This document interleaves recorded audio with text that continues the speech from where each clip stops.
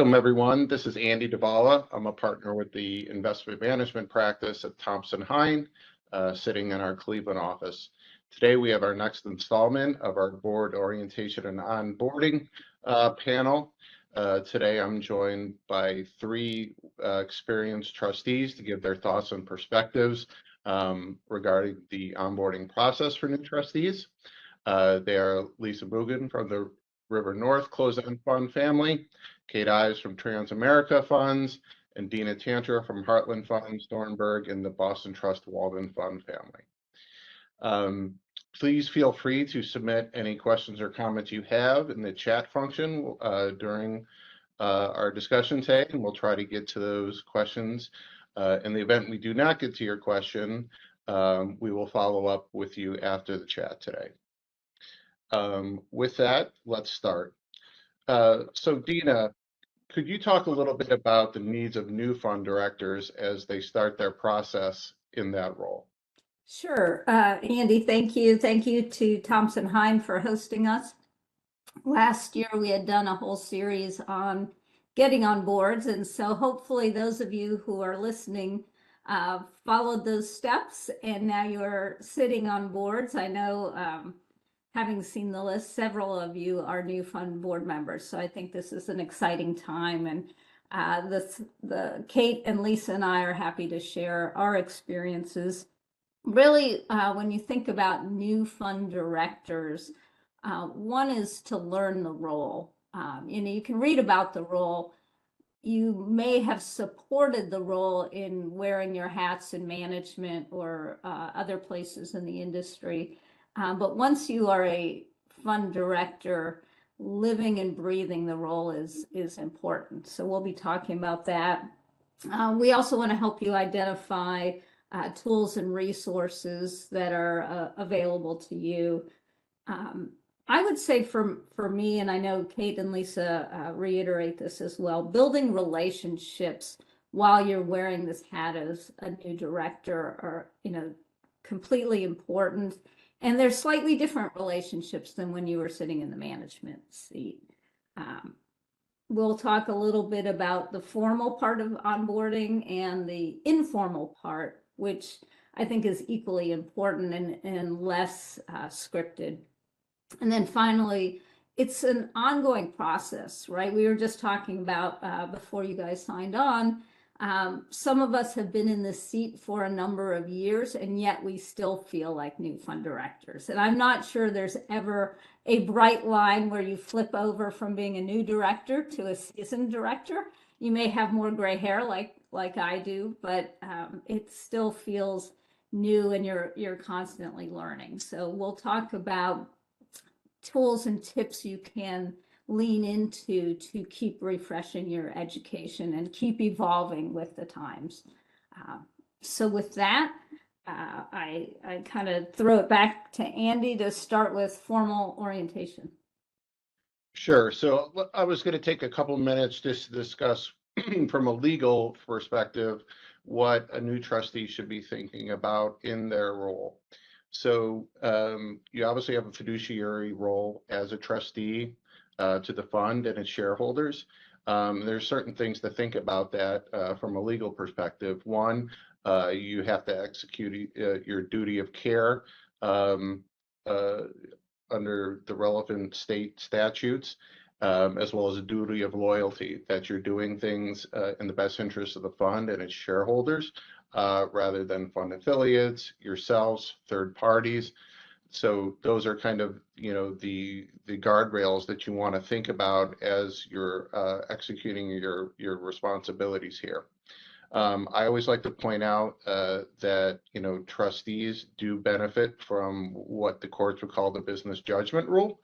And that basically boils down to that, the courts give a lot of deference to a well-informed board that has a documented process in arriving to their determination. So courts are really hesitant to second guess well-informed, well-processed decisions from a board. So obviously, as board members, receiving all the information that you can to make determination is important, as well as the documentation of that information through board materials and board minutes to support your determinations is really paramount.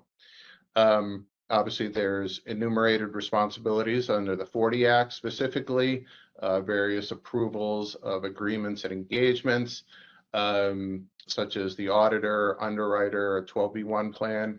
But really the largest one and the one that receives the most attention and scrutiny will be the 15C process, which some of you are probably already familiar with. But that's kind of the formal term for the approval or renewal of an investment advisory or sub-advisory agreement for the fund and its advisors and sub-advisors. So you know, your fund counsel and management will guide you through that, but understanding the various things that you need to consider and make determinations with respect to the approval or renewal of an advisory agreement is really important, and this will be a big facet of your overall responsibilities as a board member. So just wanted to kind of set that out. And then, as Dina somewhat alluded to already, thinking about what a trustee is and what it isn't. A lot of us have been in the industry in different roles and have different expertises that may or may not be appropriate to kind of bring out as you fulfill your duties of a trustee. You're really operating in a supervisory role. So you don't want to get into micromanaging, suggesting, say, maybe changes in strategies, or maybe you should be distributing the funds this way. You're really there to oversee and engage those different service providers and understand what they're doing on those fronts. Andy, so maybe, go ahead. You know, I think that's a really important part.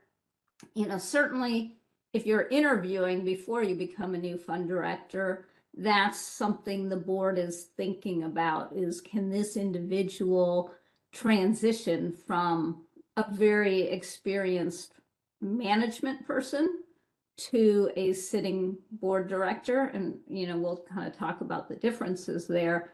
But it is so easy to fall back into old habits, right? Many of us around this table, many of you who have signed on, you know, have been in the boardrooms, likely as management or counsel or what have you. And it's so easy to think like management. It's so easy to naturally roll up your sleeves and try and find the solutions. And as a new fund director, our role is to ask the questions and make sure we're getting answers, but it is not to provide the answers. And I know Kate and Lisa, you guys have some thoughts on that as well. Well, and Dina knows this because we've talked about it, but I made that mistake in one of the first board meetings we were at. A topic came up and I found it really interesting, and we were kind of talking, and you know, I thought it was just kind of throwing ideas out, you know, throw spaghetti against the wall and see what sticks, because that's the way I used to act in management. What I found out at dinner the next night is all kinds of project teams were being spun up to go follow up on these like random things that I had thrown out, which, you know, weren't even fully thought through. So that was a very good learning experience for me, that we have to be careful in what we say and what we ask for, because management will absolutely jump trying to help when I just thought we were having a fun little brainstorming meeting. So that was a very eye-opening experience for me. Yeah, and I would just, you know, add that in this early stage, especially, really tuning in your listening skills, you know, more than your speaking skills is just mission critical. Again, kind of adjusting from the previous roles that we'd come from before, leading the meetings and really facilitating things that, and your role as trustee evolves, you know, over time, and certainly as you know, have more experience. But in the early stages, being a listener is a good thing, and not feeling that being quiet is indicative of you're not, you know, understanding or following, but there's just an immense amount to absorb, and that's a really important role in those early stages. Yeah, and it's important to bring the lens of where you worked before, but not overshadow what's going on in the new boardroom with the old lens of, well, we always did this, or, you know, this was our practice. It's helpful, but, you know, try and refrain from, as Lisa says, driving the meeting, if you will. You're being hired for your past experience, but you're really being hired for your potential to weave together your past experience to help this fund complex grow and evolve. Yeah, I think that's a good point, Dina, that we do have these expertises, and sometimes they're very niche expertises that can be helpful, but you know, to Lisa's point, to kind of maybe take it all in a little bit at the beginning before deciding where you can add value appropriately. You know, just because you happen to be a cyber expert somewhere or do something of that doesn't mean you should be setting up the funds or advisors cybersecurity policies. But maybe when you hear from the CCO or on the annual, you know, results of cyber tests, you know, asking a follow-up question or two will maybe, you know, help inform that process. So I think it's really understanding how to balance those things. So I think that's important to make that distinction there. What do we think of some of the tools that, you know, I think are helpful in terms of, you know, both, you know, online, external, otherwise, that you three have seen and have found helpful in your journeys? Yeah, Kate, do you want to start off?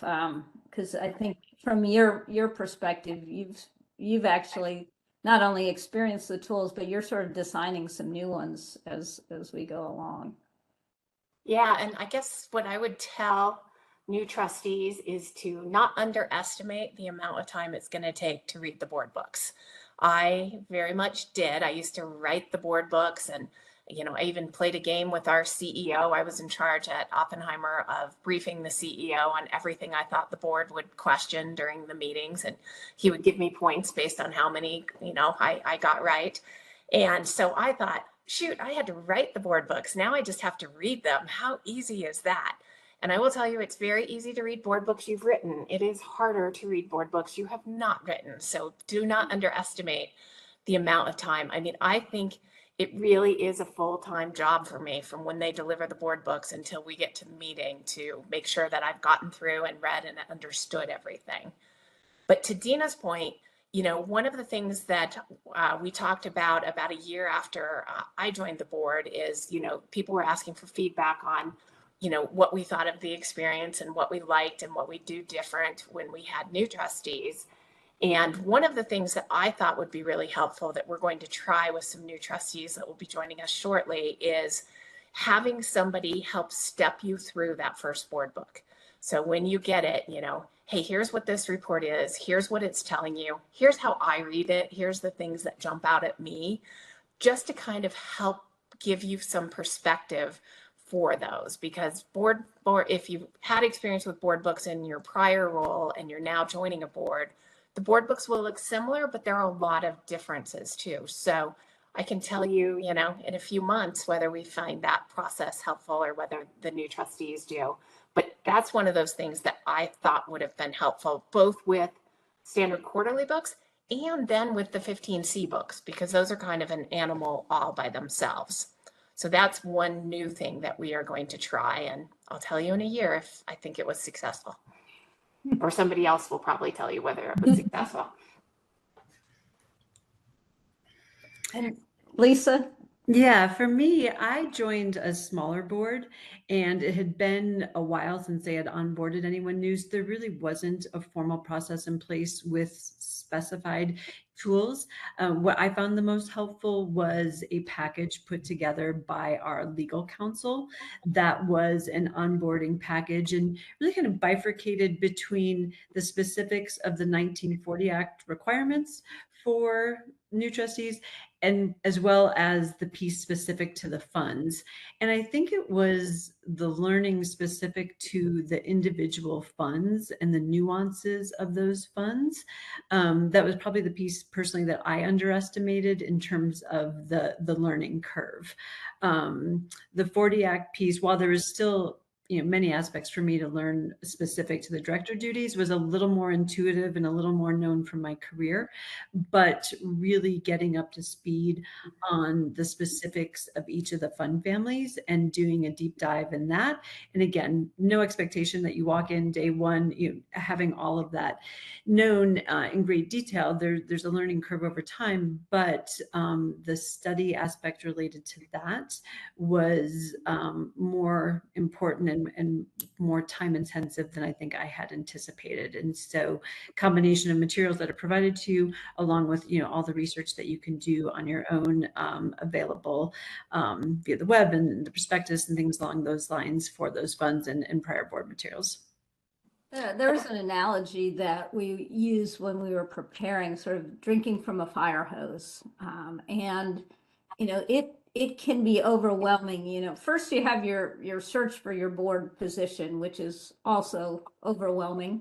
And you land it and you're thinking, okay, now the fun starts, and you get the meeting notices with council and so forth. And, here's the 15C and here's the 40 Act and et cetera, et cetera. But there's also this whole new set of players that you have to learn, right? Who are the management people? Who are the service providers? What are the intricacies of the operations of these particular funds? What are the fund names? How many funds there are, et cetera. And, it can be overwhelming. So, as Lisa said, you're not supposed to know it all by your first board meeting. You do your best, right? There's formal education, there's self-study. We're all sort of overachievers in that. But also give yourself some grace that, some of these board members that you're sitting with have been around that table for 10 or 15 years, right? Just figuring out the acronyms that people are using, and figuring out who to ask and when. Do you ask at the board meeting? Do you ask, in a separate call, et cetera? And we'll talk a little bit more about that. But it is a fire hose, and don't kid yourself. Even if you've sat in hundreds of board meetings over your career, you're now holding a seat at the table, and it's a different seat than you've held before. So fasten your seatbelt on that. We wanted to talk a little bit kind of about that role of what I call board observer. It's sort of this transition time between when you actually get the call that you've been invited to join the board, and often there is a proxy process to actually officially elect you to the board. And some boards offer you the ability to sit in as a non-voting guest for several board meetings. It could be one, it could be multiple board meetings. I know I've done it. And Lisa, did you do that as well? Do you want to share your experience? Yeah, I was lucky enough to be invited to attend 2 board meetings prior to, I think it was even before I was actually officially offered the role. I was the final candidate, but sat in those 2 board meetings before it was official. And it was immeasurably valuable for determining, you referenced a lot of things, Dina, in terms of just the dynamics in the boardroom, the personalities, all the various learnings.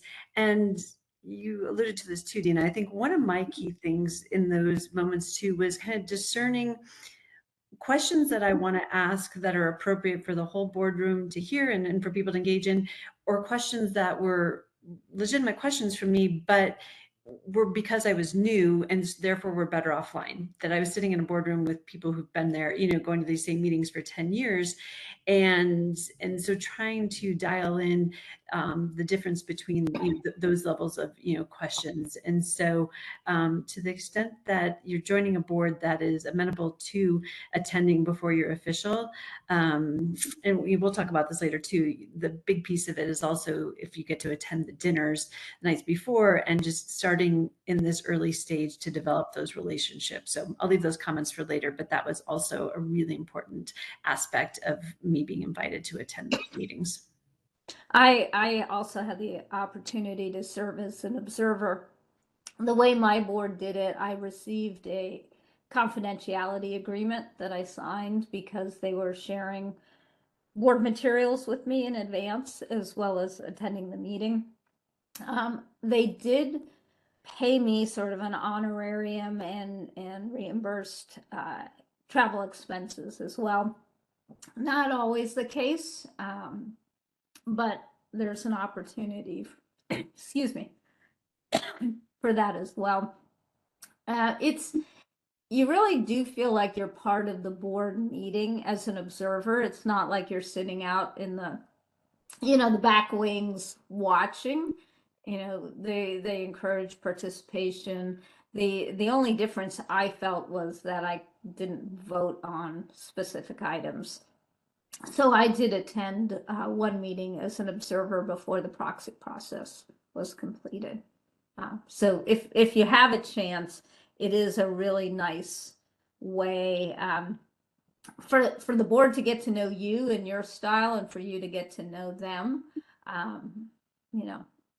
It's not quite double secret probation, but it's sort of a testing period as well. I think the last thing we wanted to cover on sort of this part of the conversation on tools. One thing I did in terms of new board member orientation was ask for specific things, including a refresher course a year after I started. I know different boards have different processes. Some boards haven't onboarded a new board member in years, and so don't expect that they have a formal process and know what you need. If you think you need other things, additional things, I would suggest ask for it. If they say, well, we don't have a formal process, then say, here's some things that might be helpful to me. I don't want you to do a lot of work, but I want this to be a smooth entry. And for me, because it was like drinking through a fire hose, I thought after a year, if we refreshed my orientation, the pieces would fit together better, because I had 4 seasons under my belt, and I really had a better understanding of, oh, these are who the players are that we were talking about before I met everyone, or these are how all the service providers connect. So that is something to think about. It's not often offered, but feel free to ask for it. And I do find that other board members may be interested and they just haven't thought about it. So, it may not be solely for new board members. Other board members who would just like a refresher might jump on that bandwagon as well.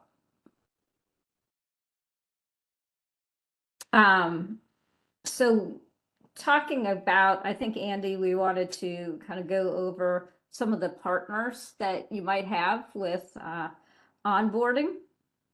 So Kate, when you came on, you had specific partners that you joined forces with, right? Yeah, I guess I was lucky enough that I joined the board at the same time as another trustee. And we were able to kind of go through the process together, which was fantastic because it gave you someone to call and, kibitz and ask questions and all of that, which I found that to be really helpful. Like a buddy system, right? It is. I wish boards would always put people on in twos, but that is outside of almost everybody on this call's, control. But if you have that opportunity, make sure you reach out The other thing that I found very helpful is I was lucky enough to make a bunch of friends who were joining boards at the same time. And Lisa and Dina are two of them. In fact, Dina and I went through the search process together. And I remember sitting at a conference once, and Dina and I ended up in the corner with our little glasses of wine going, I don't want to talk to anybody else. Can we just stand here and stare at the wall together? So, it was so fun to make friends who were going through this and really understood what you were doing, because none of my family and friends really understand what it means or what it takes to be on a mutual fund board. But the friends I've made through the process have been invaluable. And, we get together periodically and ask each other questions or best practices, or how does your board do this?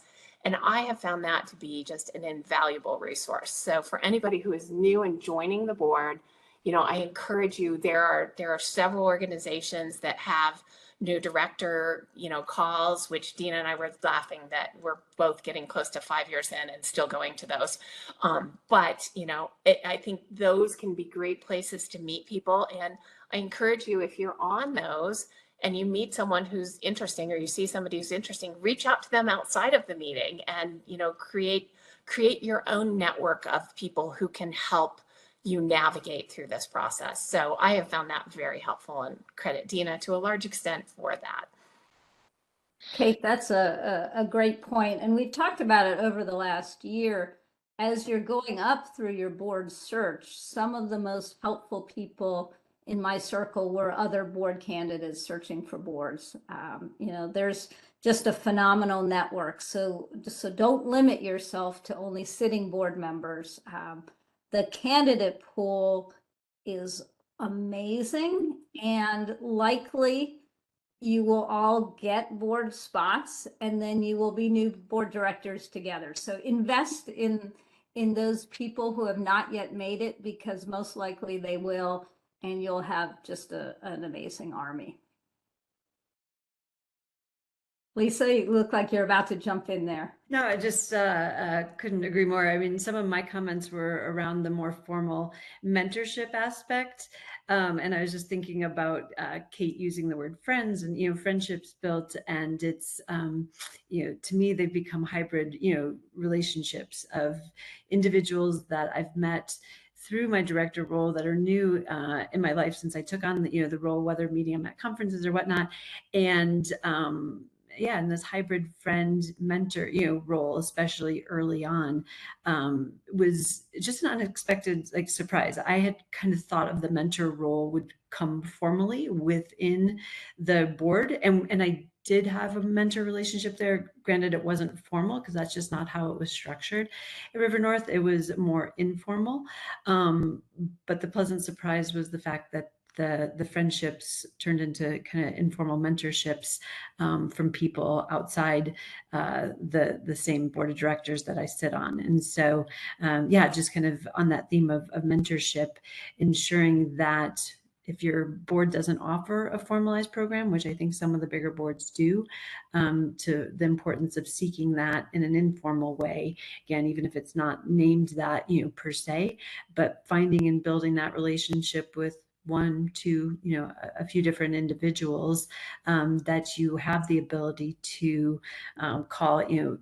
Kate mentioned she had the buddy system. I did not. I was the only new board member coming on. As I said before, it'd been a while since they'd onboarded anybody. And so it was kind of upon me to build those relationships and be able to call individuals after the board meeting or in between, board meetings, and ask the questions that I needed answered that perhaps, were best done offline. And so it's just that relationship building is just so critical, both with your fellow trustees and with directors that sit on other boards. Thanks, Lisa. Dina, I would. I was going to ask you a question. Do you think that existing boards, should be focused more on this? Because, we talked about maybe some of the larger fund complexes have more of a formal process, but, especially some boards have been well established and have had the same boards for 10, 15 years, and they forget what it's like. And then all of a sudden somebody new walks through the door, and especially if that person's maybe from the industry and that board is assuming, oh, they've done this before, they know what they're doing, but maybe, boards should be thinking more about maybe not necessarily a formal process, but making it a more engaging and thought out, process for that new candidate. I think, Andy, you're spot on, and that's where I was heading. As a new board member, speaking for myself, it feels like you're going to your first day of school, right? And you feel like, oh my gosh, what am I doing here? I'm going into a room where everybody knows everybody. They all know what the joke is, and I'm the new person. And you really feel sort of like an outsider until the magic day when you feel like an insider. And I think all boards have some degree of it, whether they're large boards or small boards. If you haven't onboarded somebody new in a while, you forget what it's like. And again, if you've been sitting around the table for 10, 15 years, you assume everybody knows the joke, they know the acronyms, they know who the players are, and they just forget. And not everybody has the skill set to put themselves in someone else's shoes and say, oh gosh, we should think about our newest board member. And I was lucky enough for my boards that there were at least 2, if not more, of us joining at the same time. Excuse me.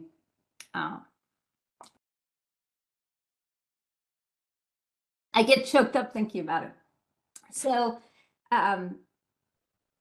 we did have that buddy system like Kate talked about, but I do think it's incumbent. And so now I talk to the sitting board members or people in management who have some influence to think like a new board member. How do I welcome the new board member in? Is it establishing a formal process? Is it putting together a series of meetings? Is it inviting them to lunch on, the day that they're traveling so that they can, kind of ease into it? There are a lot of things sitting board members can think about, whether it's informal, and we're going to get a little bit into the informal onboarding, but the formalized onboarding. If there's an opportunity to bring 2 or more board members in at a time, there are economics at play, right? If you bring 2 or more on, most likely you have a proxy, but at least you have maybe a consolidated proxy of bringing several on as opposed to a proxy every couple years, right? So you think about the proxy cost. There's also the cost of, well, now you're going to pay trustee compensation. And if you have 2, that's twice as much as if you had 1. But there's also sort of that onboarding, is it more efficient to onboard multiple board members at once and do a really good job, as opposed to onboarding members every year and taking management time and resources to kind of go through the same onboarding? So there's different things at play. But I do think it's wise to think about how you're soliciting candidates, right? Are you going to go through the interview process once, or are you going to go through it every year for a string of 5 years? Are you thinking about the proxy situation? Are you thinking about the onboarding situation? You don't want the tail to wag the dog, but I do think especially non-gov chairs should be thinking about these things. And then once you are bringing on new board members, how are you welcoming them both formally and informally? And it probably makes sense at this time, Andy, if you're all right, for us to kind of talk about those unwritten things that make a difference, make somebody feel welcome, they can transition more smoothly, and it's in everyone's best interest for the newest board members to get acclimated as quickly and smoothly as possible. Yeah, so I think that's a good segue to kind of those more informal things about meetings, as well as board dinners or other get-togethers of directors outside of the formal meetings themselves, to get a sense of how the board meeting functions, who's doing what. Like you said, walking into the room and not knowing who maybe the treasurer is, who is legal counsel, etc. So maybe Kate, if you want to talk a bit about kind of those informal things that you've done, board dinners and other types of things like that, that have helped you understand the culture and kind of processes of a board meeting. Sure. And, we were lucky enough that when our outside counsel, our independent trustee council, was doing our first training, they gave us some insights that were so helpful. One of the things they said is your board meetings start at the appointed time, which means if you're not there 15 minutes before with your coffee and your computer open, you are late. They start on time. And I will tell you that was absolutely true. So, some of those little nuanced things that you can learn about, board meeting time does not mean you showed up at the building and you're downstairs trying to get your badge. I think that's where mentors can really help, because there's so many questions. Everybody wants to know, how formal do I dress for the meeting? And just, silly little things, but that make a difference and make you more comfortable or less comfortable depending on, where you are. Dina and I both started during COVID. So our first board meetings were on online video. Yep, in a square. Oh yeah. And what a way to start on a board. But all I remember is my first meeting, I was on time because we had been told to be on time, and it didn't really matter what you were wearing because you were on video and you only had to look okay from the neck up. And so all is going well, but they never took a break. And I drink an enormous quantity of tea and I'm about to explode thinking, are we ever going to have a break? And it wasn't till, a couple of hours in, I figured out, oh, everybody's just turning off their video and hitting mute and running down the hall real quick and coming back. But, it's those little things that you've got to figure out, when you get there, where do you sit? Some board meetings or some boards kind of have assigned seating, some don't, where does management sit? So just some of those little things I think can be really helpful with a mentor. And Dina, I loved what you talked about, mentoring, but I also think it's incumbent on the new trustee to make that mentorship what you need it to be. I've been assigned to be a board member for new board members on a nonprofit board for years. And I usually call and introduce myself and give them a little bit about the board and then say, let me know if you have any questions. And there are some of the board members that I mentor that will call me, every 2 weeks with a new question. There are some I've never heard from again and probably couldn't pick out of a, lineup. And so I think it's up to the new trustee to kind of use that mentorship. Just because it's there doesn't mean that your mentor has any better idea what they're supposed to be doing. So having those conversations and reaching out with questions, there really are no dumb questions. And whatever will make you more comfortable for those first few meetings, do it. Yeah. Lisa, what's your perspective? Yeah, I was going to speak a little bit to, I referenced it earlier with if it's available to you, make sure you participate the dinners that happen. For us, the way we structure it is there's a trustee only, although trustee only with independent counsel the night before the board meetings start. And then the second night, the dinner is with the management team. Often it's for counsels for sure there. Often it's the auditors or one of the service providers that's in town. And those have just been absolutely critical for the informal onboarding piece of the relationship building. And so I was lucky enough to get invited to those dinners for the 2 board meetings I attended before even being elected. And yeah, it's when, you learn about people's personal lives. It's when kind of just, informal relationships that are really started to be nurtured. I was just sitting here thinking about how I embarrassed myself terribly at that very first dinner by, unbeknownst to me, ordering what turned out to be like the biggest portion of anything that anybody else at the table ordered. And to this day, day, they still tease me relentlessly. It was me and 6 men sitting around the table, and I by far the biggest thing about it. But again, those are, kind of things that you just, okay, we're starting to get, comfortable with each other, and availing yourself, of those. And for me, it's also been really great because you get to know the legal counsel, for us who's there a little bit better, and the management team, because you really can't underestimate the importance of the relationships with the management team. And those can be more difficult to build, difficult only being from the sense of just, time spent, together. And so being, kind of strategic about going out of your way to spend your time not just in your comfort zone with other directors, but with all the various members of the management team and other third parties that are there at those dinners, has been a wonderful aspect of the board role. And Lisa, I think that's a really important point too. At the dinners with management, the board shouldn't only be talking to the board. And, that's a kind of easy thing to do, but you should be talking to management. And, I don't know about you ladies, but there are plenty of times that after that second day of meetings and you are exhausted and you would so much rather just go home and take your suit off and put your feet up and watch bad television than go out to another long dinner. But those dinners are so important for building those relationships that absolutely take advantage of them. Lisa, I love that advice. Kate, I was thinking the same thing because, we could be extroverts, we could be introverts, but it is a lot of interaction.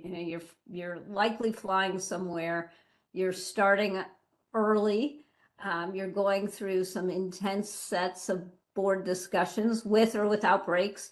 And then you're going into a whole social evening that may be, so I say pace yourself, cocktail hour, full dinner, perhaps drinks afterwards at the hotel. And it's a long day. And then you're, diving into day 2.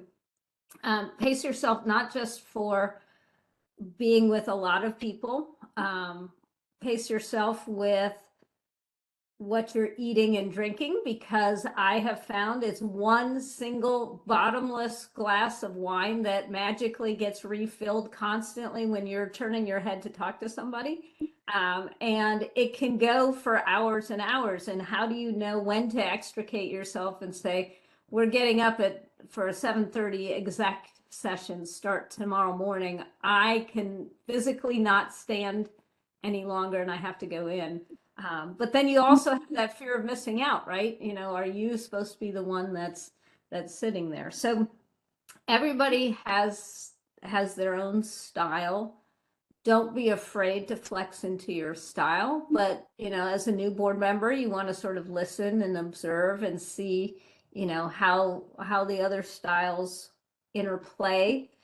Obviously, board culture is hugely important. That's what we all learn when we're interviewing, is to understand board culture, to select a board that works for us.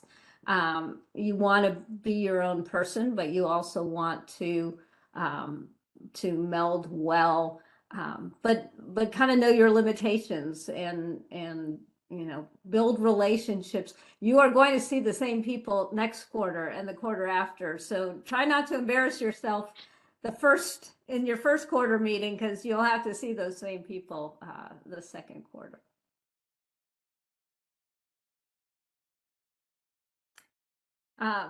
Andy, I had also mentioned, aside from board dinners, there are some opportunities for connecting with people while you're traveling.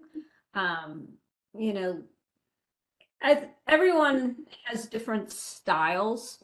For me, living in Ohio, when I get somewhere, I'm there. So whether it's Santa Fe or Boston or Milwaukee, I've invested a lot of time to be there. So I try and set up some other meetings while I'm on campus or in the city. Are there coffee meetings or informal get-togethers I can have with people? Sometimes it's a good way to get to know somebody one-on-one, whether it's other board members or council or people from management or people from the team. Read the room. You don't want to bother people who are busy getting ready for a board meeting, right? So you want to be respectful. You don't want to overreach and have meetings with people where management maybe doesn't want you to have one-on-ones as a board member with your status or your level of information. Skip level meetings sometimes raise eyebrows, sometimes not. So get a feel for what relationships are appropriate, what types of communications are appropriate. But if you feel that they're okay, I use that time while I'm traveling to get to know people because, I'm already there. So a coffee meeting or a lunch is a good way to continue to build those relationships. And as we know, some of these board dinners, there's 20, 25, 30 people. It's a loud room. You might be at a long table where you can only, talk with the person across from you or next to you. So one-on-one chatting is a good way to build relationships outside the board dinners. But be cognizant of unwritten rules as you're reaching out to people. Go slowly. Again, be courteous to management who may be needing that extra time to prepare for the board meetings. So just some ideas. And Dina, on your point on unwritten rules, most of us, before we joined boards came from corporate America where there were a lot of policies and procedures, and a lot of things relating to the board probably don't have written policies or procedures depending on the board. So like travel's a big one, hey, what class of tickets do we book? What, how does hotels work? Do we book our own room? Do they book for us? What type of expenses are okay to submit, what aren't, and working through the logistic of that just so you understand, how your board works. Or conferences is another one. Does your board encourage you to go to conferences? Is there some kind of informal limits on that? Is there a process that's generally followed to get that approved? Does it not need to be approved? I mean, just trying to figure your way through some of those. That's where I think a mentor can really help too, because, boards often, and Andy, you can tell me if you find that boards do write this down, but I find a lot of boards that I've worked with don't tend to write down those policies like management would. I mean, management, you knew exactly how to book travel and what was okay and what wasn't. And in boards, it seems a little less documented. So trying to find your way through that can be a challenge. No, I definitely agree, and hopefully maybe someone's being proactive with those types of things, but those are definitely some of the more softer areas of the logistics of being a board member where you do need guidance.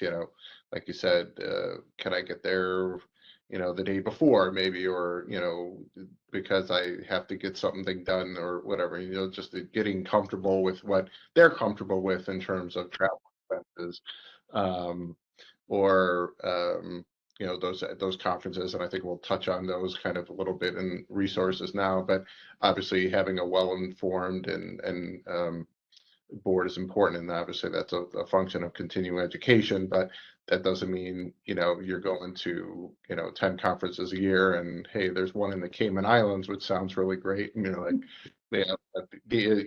at the end of the day, like I said at the beginning, you do have a duty of care and loyalty to the fund. So is that an appropriate use of potentially fund and shareholder resources that you're doing all these things? So I think it is optic balancing tests and a kind of cost benefit analysis when it comes to some of those things. So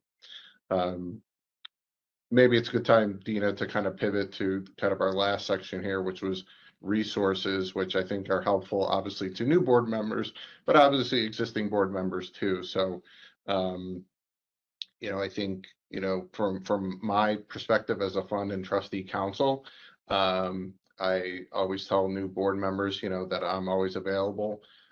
Sometimes they don't necessarily understand that as trustee council, I represent them, and encourage them to reach out to me, with any issues they have as a trustee, whether it's purely legal or maybe some of the more practical or logistic issues that we've kind of touched on today. But those types of, your trustee and fund counsel is there to help you. But obviously we're just one part of that kind of overall puzzle. So, Dina, I don't know if you want to talk about maybe some of the other, maybe more formal education and resource structures that are out there. Yeah, thanks, Andy. And I would just advise new board members to understand kind of the board protocol, likely unwritten, on who and when can reach out to trustee council. Sometimes there's a preference that you as a new board member go through the chair or the committee chair, and that person reaches out to council. Sometimes it's absolutely fine to reach out yourself, but be aware, probably err on asking your board chair or committee chair first, and then setting the cadence up.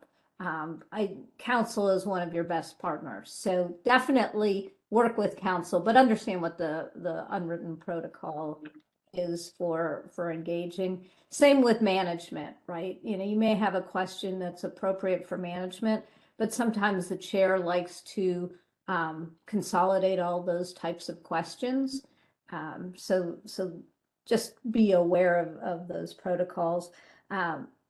Along with council, there's quite a few different resources. I would be remiss if I didn't plug Mutual Fund Directors Forum, which is one of the industry groups. And for those on the call, it's an excellent resource. There's also another excellent resource, Independent Directors Council, which is part of the Investment Company Institute. So both those organizations are fantastic resources for really all directors, all independent directors, particularly new directors. There's websites and materials and webinars. And, as Kate mentioned, even though we may be in these roles for 5 years, we're still feeling like new directors and we still participate. So conferences hosted and conducted by those organizations are fantastic. And I'll throw it to Kate and Lisa to jump in on some other resources that you guys have found helpful as well. One other thing I'd add in that's different is subscriptions to industry publications. So for me, they had lapsed since I had left my full-time job in the industry. And so either to the extent that the management team has subscriptions and can get you added to those, or you want to pay for them yourself. But the obvious ones, Ignites, Fund Fire, Board IQ, things along those lines, those have been really helpful to me, less on the kind of traditional educational side and more on just staying abreast of industry topics. And I'll just reiterate Dina's comment. Given that I've only been in my role now 3 years, I've been just amazed and so impressed with the breadth of the topics covered by MFDF and IDC, and the frequency with which those webinars are put out there. Also, MFDF specifically does in-person meetings in various cities around the country. And so it's a way to get together and build relationships with directors. Kate and I have met there because we're both in Denver, and those have just been incredibly valuable in my growth and learning in my role as a director in the industry.